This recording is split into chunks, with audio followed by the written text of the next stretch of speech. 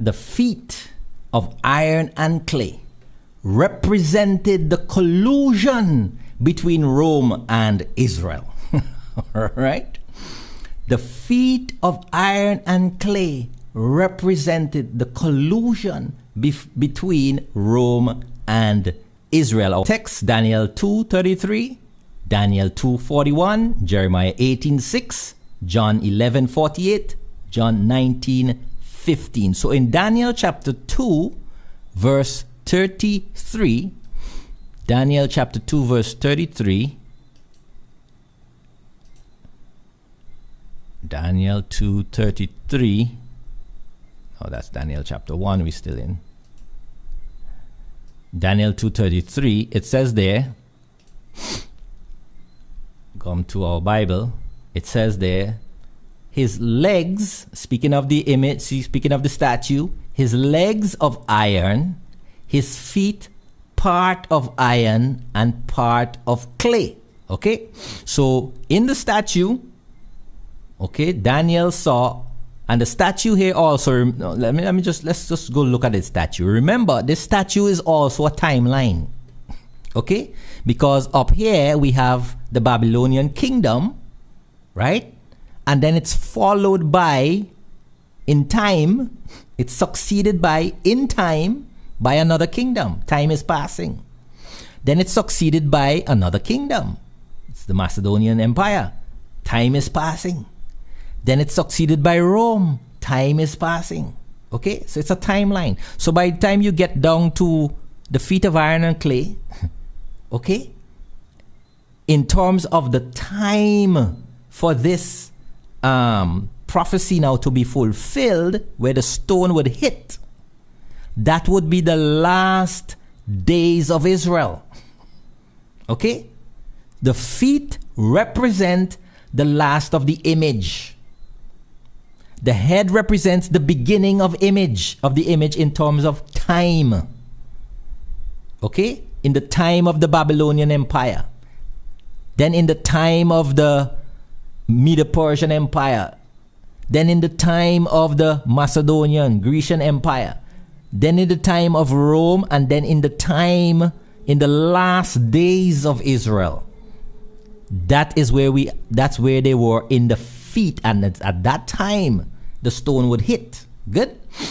So Rome was the empire reigning, as we just saw in a point number 2, Luke chapter 2 verse 1.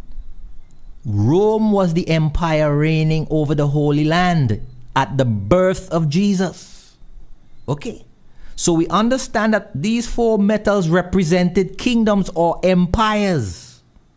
But we see something else in the feet. The feet were part of, let's go back to our Bible now. The feet were part of iron, which means, and we understand the iron represents Rome. But it was also part of clay. Now, since these materials represent kingdoms, then the clay also has to be a kingdom. All right? Now, it's not a metal kingdom, which means it's a different kind of kingdom. But it's a kingdom. Because every part of this image, every material of this image was a kingdom. Okay? So the kingdom of clay was different from the kingdom of iron. But it was still a kingdom. Good? Now, let us look a bit closer at this kingdom. Let's go down to verse 41. Let's look at this clay kingdom. Let's go down to verse 41. It says, whereas you saw the feet and toes part of potter's clay. Okay? Now remember we read there in the previous verse, it says just clay. Right? Clay and iron and clay. But now it's specific. It says potter's clay. Right? Part of iron, partly of potter's clay, and partly of iron. The kingdom shall be divided. For there shall be in it of the strength of the iron. Okay, so as Rome's strength, military might. Okay, superpower, world kingdom. Good. So there's the strength of Rome in this kingdom. But also, you have within it, you have miry clay. So up here we have potter's clay, and you have miry clay. So there are two types of clay. Right? Remember in the previous verse, it just said iron and clay. But now it's saying there are two types of the clay. One was potter's clay, the other was miry clay. Now, remember, all of this is symbolic. We understood that and as Daniel explained, the golden head was a symbol of Babylon. Then the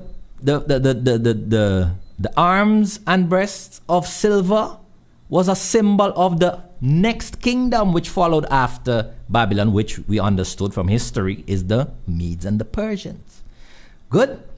So what does the potter's clay and the miry clay represent?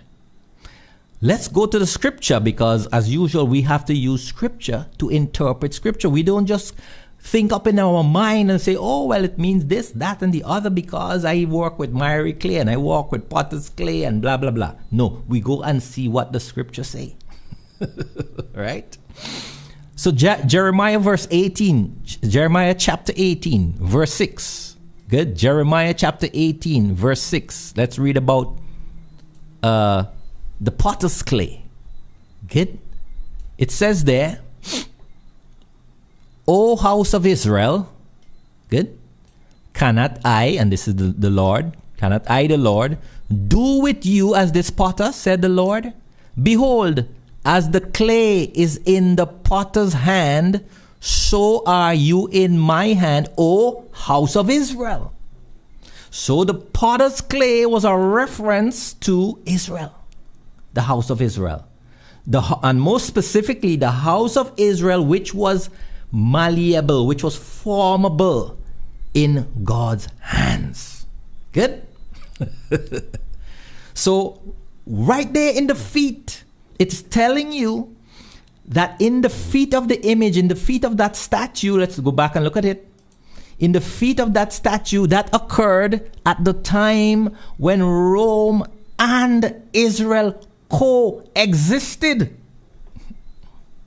Now, that's only one period in time. You can't find that happening today.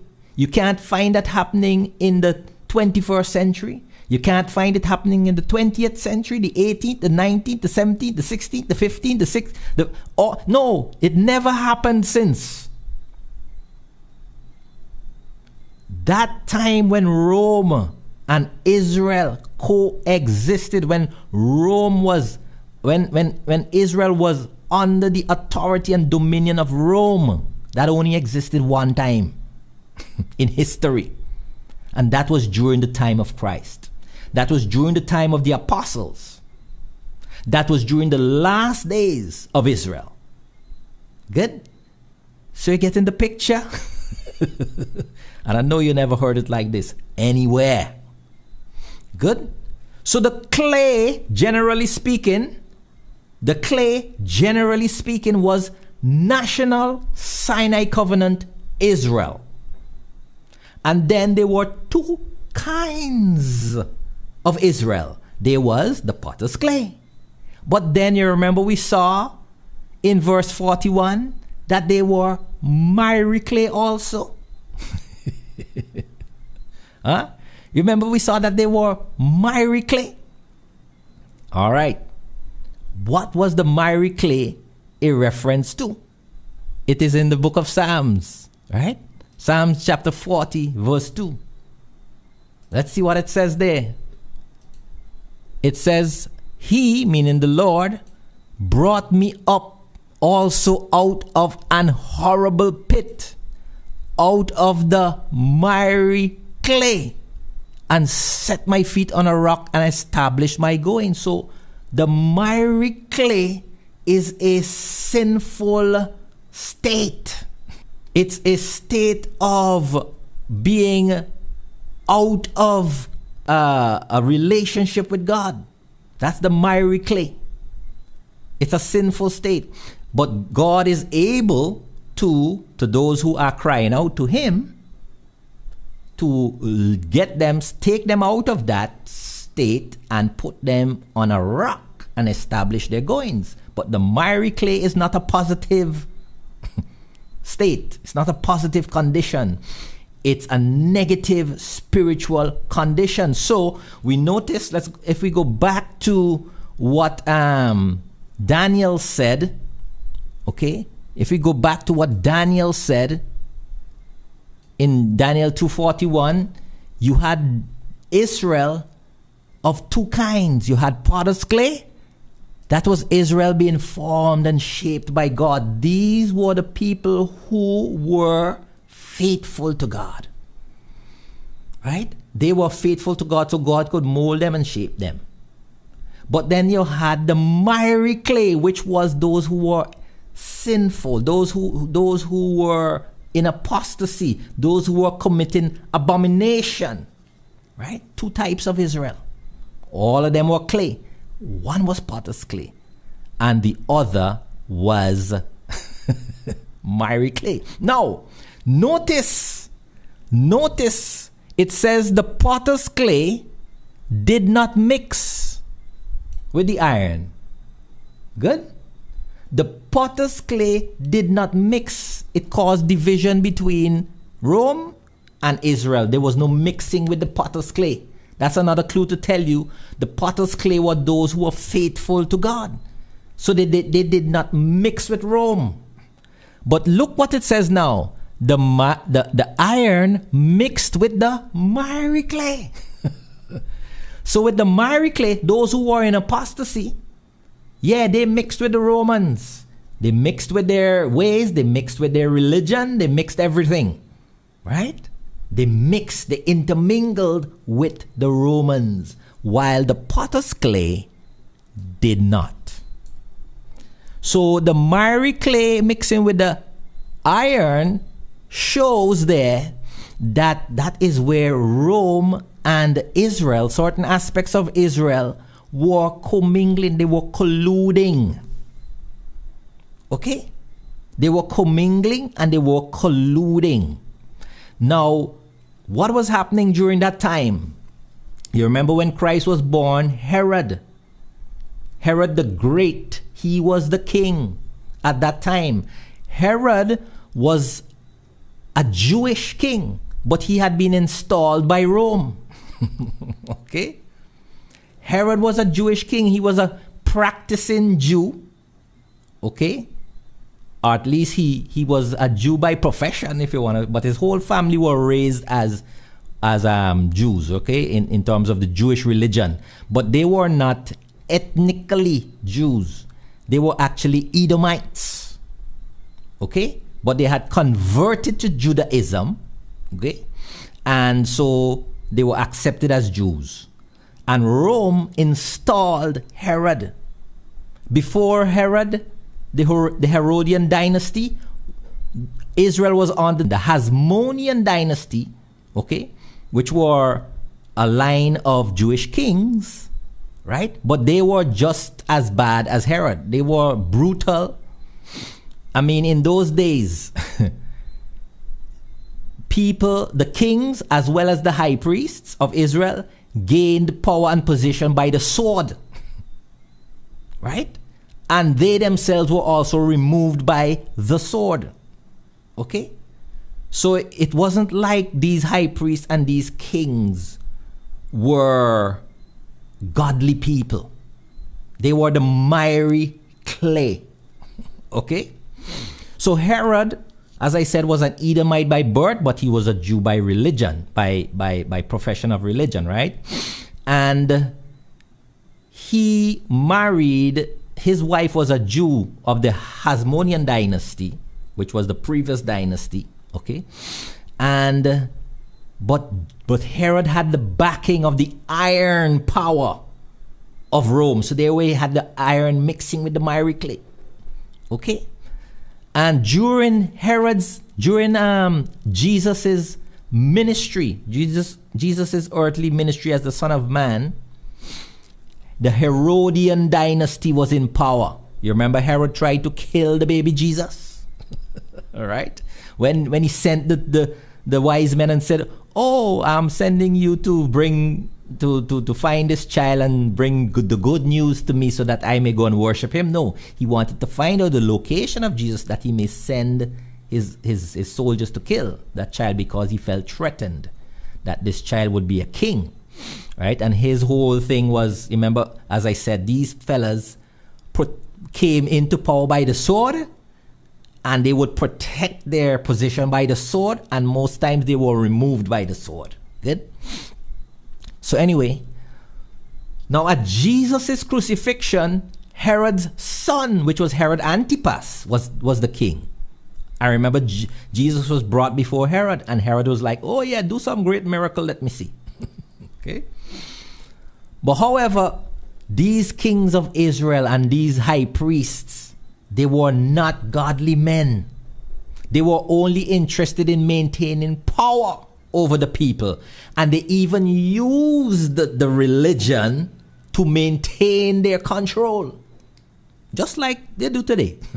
Okay? Just like it's done today. Okay? Anybody with eyes to see will see that. Okay? I don't need to explain myself any further. But just to show you that, let's go to John chapter 11, verse 48. John chapter 11, verse 48. All right? John chapter 11, verse 48. All of this was happening in the feet of the image. Look, when the Sanhedrin gathered, verse 47. And maybe I put this in the Berean. Let me put it, let's see. No, it still has council. Let's go to the right. The concordant literal version shows you that it was the Sanhedrin. Good? The chief priests and the Pharisees then gathered a Sanhedrin and said, "What are we doing, seeing that this man Jesus, is doing many signs?" Okay? You would think they were gathering this council to discuss, well, is this man the Messiah? Should we go and listen and obey his teachings? No, that's not what they gathered the council for. Look what they said. "If we should be leaving him thus, all will be believing in him." Is that a positive thing? Not according to them. "And the Romans will come and take away our place, as well as our nation." So all they were concerned about is their position, right? Because if Israel were to follow this new king, Jesus, then Rome was going to accept Jesus as Israel's king, and they were going to back Jesus. And then so all these other leaders are going to be out cold. Their positions of power and their wealth and their houses and their lands and their properties are going to be taken away from them, because that's how it was. That's how things happened in those days. And if Jesus was earthly minded, Jesus could have said, "Yeah, I'm the king of Israel, and so I'm Rome, back me." And Rome would have put all their backing behind Jesus, because all Rome wanted is peace. All Rome wanted with these Jews is to keep them docile. And once they're docile, they're going to pay us their taxes, they're going to work in our farms, they're going to work in our homes, and everything, the kingdom would prosper, they will build our buildings, and everything will be fine and dandy, right? If you want Jesus to be a king, no problem. We're gonna put our signature behind him. We're gonna back him. We're gonna give him the power, and whatever things he wants, we're gonna give him. That was how Rome operated, right? So when they saw that the Israelites were starting to gravitate towards Christ, they felt threatened. So that is the miry clay in operation right there. They were in bed with Rome. Okay? Look at John 19 verse 15. Okay? John 19 verse 15.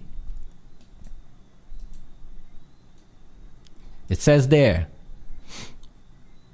Let's go from verse 14. This is the crucifixion of Christ.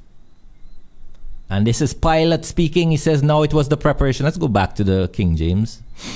And when Pilate therefore, verse 14. All right, let's go to verse 13 since it jumped there. When Pilate therefore heard that saying, he brought Jesus forth and sat down in the judgment seat in a place that is called the pavement, in the Hebrew, Gabbatha.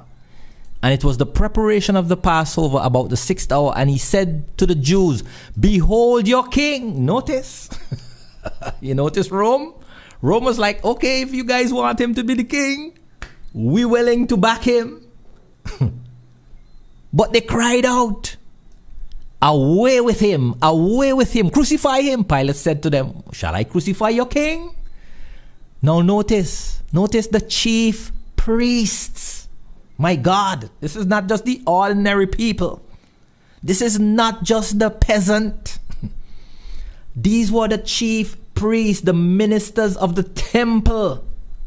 These were the people who sat in the seat of Moses. These were the people who represented the voice of God and the will of God to Israel. It said the chief priest answered, we have no king but Caesar. We know no other king but Rome. There you had the miry clay mixing with the iron. Okay. Then delivered Pilate Christ, therefore to them to be crucified. They could not crucify Jesus except by the authority of Rome. So that's why they had to take Jesus to Pilate. For Pilate to give them the authority to carry out the death penalty. Again, the miry clay mixing with the iron. All right?